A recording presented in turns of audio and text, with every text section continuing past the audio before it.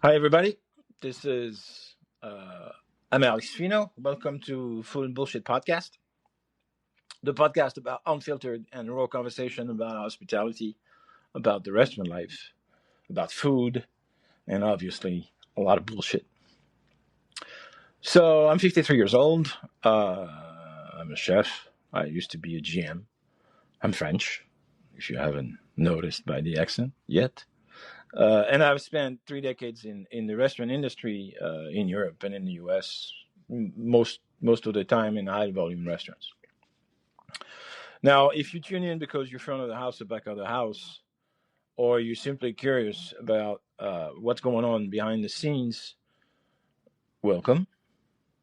And let me tell you, you're in the right place because we're going to forget the movies, we're going to forget the TV shows.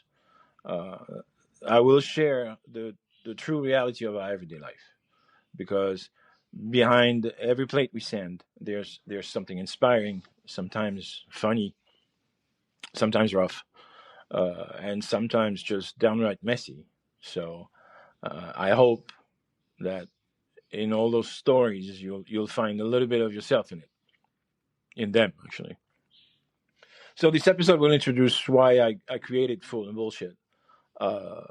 But for the ones who don't know too much our job, who are not too familiar with it, I before you romanticize the kitchen, let me tell you something.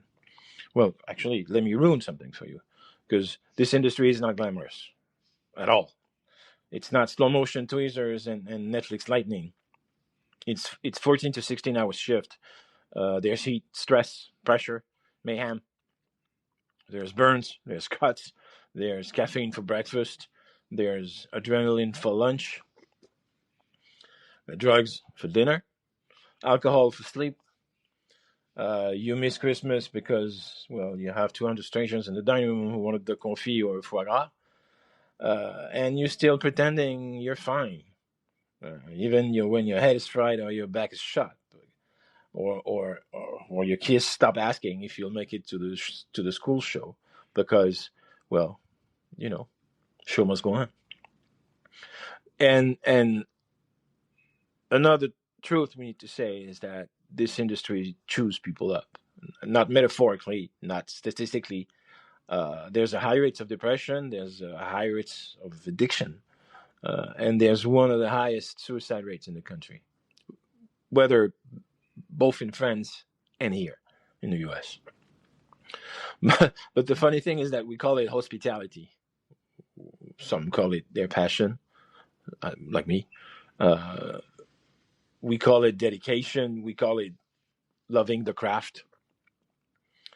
We call it our job, But the thing is, most of the time, there's trauma, but with good plating, with a nice meal. There's addiction disguised as ambition. Here's the twist. Actually, even knowing all that, most of us wouldn't trade it for the world because when the service locks in, when the brigade moves like one body, when chaos turns into a sort of a rhythm, there's nothing like it on earth. It's the greatest job in the world. So in the end, this podcast won't be about food trends. I won't glorify the chef life. I'll just tell the truth, about the fire, about the addiction, about the pride, about the damage it does, about the beauty of this life choice, if there is any any scarce. The rest is basically irrelevant because the rest is details and bullshit stories you tell yourself to avoid facing one simple reality. Because if you if you keep on believing you can quit whenever you want, well, spoiler alert, my friends, you can. Trust me, I tried. We all tried at one time, but it comes back to haunt you like a bad dream because we're adrenaline junkies. Let's face it. So this job is our drug. We need our daily fix, and we can't live without it. So that's why we keep on walking back into the flames again and again and again and again, day after day. So This episode 0 will be my State of the Union Culinary edition. It will be my Declaration of Independence. And probably in the same time, the beginning of the hostilities. Because, well, let me say it bluntly, I've had enough. Not of the job, but all the bullshit in the theater around it. About the posture, the political correctness, the polished language, all the motivation posts you see on LinkedIn and the leadership speeches, mostly written by AI and posted by managers or consultants. I'm sorry, who haven't sweated Saturday night in service in years. And I'm tired of pretending this is who we are, because it's not. I mean, it's not all of us. So from now on, the gloves are off. I'll tell it like it is, without fluff, without thrills, the French way. So basically, this industry was built and it thrived thanks to misfits who never stayed inside the box long enough to feel comfortable in there. Obsessive people, immigrants, addicts, drunks, functioning alcoholics, artists, runaways, workaholics, people with scars in their hands, burn on their soul, people who make careers on instinct through pressure, through chaos and adrenaline, but not with buzzwords. So I think, as far as I'm concerned, that creativity never came from following the rules. I think talent has never been inspired by conformity, and I think personality never grows very well where it can breathe. And somehow, somewhere along the way, nowadays, the hospitality is becoming sort of this management fairy tale where everybody suddenly, wants to become a brand, and everybody thinks they're fucking visionary. They deliver platitudes about leadership, burnout, fear, addiction, anxiety, name it, understaffing, garbage waste, and the emotional violence in this industry in careful curated posts, all written from the comfort of their office. So everything has become optimized, dull, sanitized, safe. My favorite word. Personally, it bores the fuck out of me, because instead of teaching newcomers or new recruits or new kids who show up in this industry how to survive in that reality, some decided that reality itself is a fucking problem. This is where I checked out. That's why I created FoodnBullshit. That's the idea behind it, because I don't buy that social media ready version of hospitality that it's showcased every day on LinkedIn and Instagram and all this shit. Because, well, I'm having a hard time recognizing this industry that I spent 30 years in. That's why, whether through my website, my blog, and now this podcast, I will not bore you with prepackaged slogans or ready to cook feeds.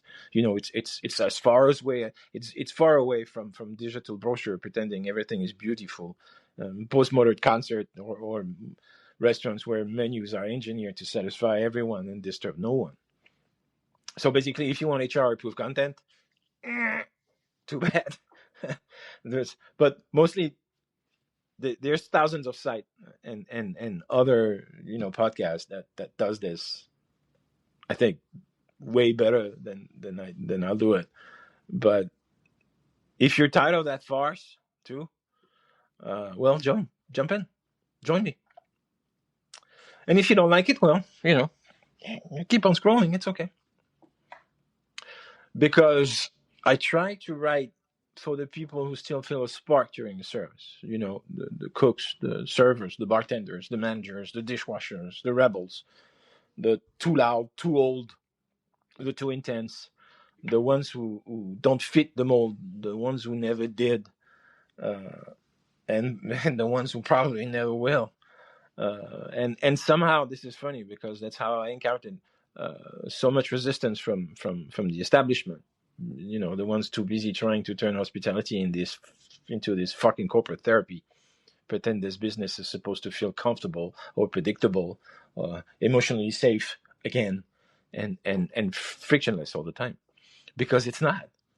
So, some of you might have forgotten that this is the core of this job. This is why we chose it, or sometimes it's just we chose us. It's stressful, it's chaotic. There's adrenaline. It's emotional. It's physical. It's demanding. But FYI, it always has been, and it always will be. So some people might as well they need to get the fucking grip about that. So. To tell you the truth, I remember when I started this adventure on LinkedIn. I thought it was probably the perfect place to say all this, because beneath all the motivational quotes and the fake humility, the so many posts you read, I'm honored and humbled to announce and this, to announce and that, the leadership gurus, the personal branding coaches, and that ridiculous corporate circus. It's pretending to care about humans while optimizing numbers. There's real people underneath, and some of us actually are terrified of becoming irrelevant at 45 or 50 years old. And you have others who are tired pretending they love their job because they have a mortgage. They're exhausted by editing themselves all day long just to remain employable.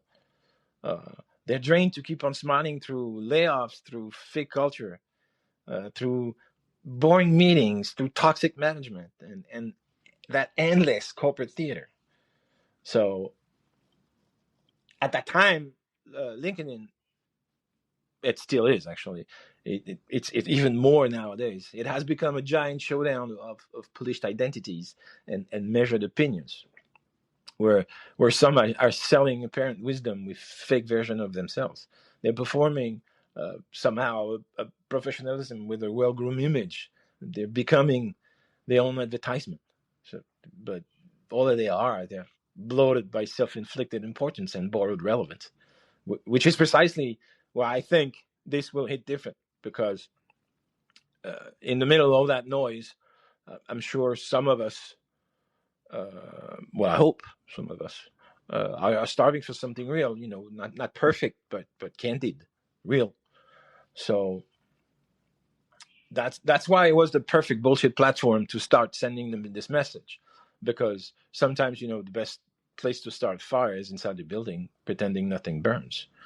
So I knew, and I know that the post I made, the books I wrote, both books, and this podcast now won't please everyone.